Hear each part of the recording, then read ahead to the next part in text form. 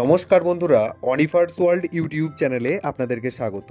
একটু আগেই আমি একটি ভিডিও শেয়ার করেছিলাম যেখানে রাজ্য সরকারি কর্মচারীদের ডিএ সংক্রান্ত মামলাটি আগামীকাল সুপ্রিম কোর্টে শুনানি হওয়ার কথা, এবং আমরা অফিস রিপোর্ট যেটা শেয়ার করেছিলাম আপনাদের সাথে, সেখানে দেখা গেছিল যে কোর্টরুম নাম্বার 12 অর্থাৎ 12 নম্বর কোর্টরুমে এই মামলাটি শুনানি হওয়ার কথা।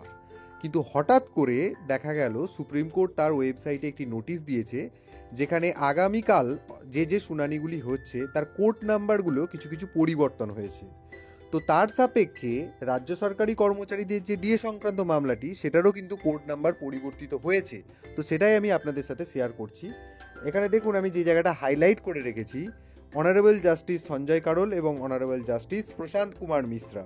দেখুন, এখানে পরিষ্কার লেখা আছে যে court number as per final list issued on 8/8/2025।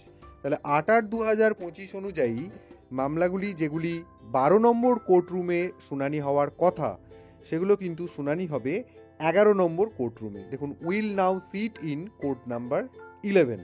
তো এই আপডেটটি আপনাদের সাথে শেয়ার করার ব্যাপার ছিল।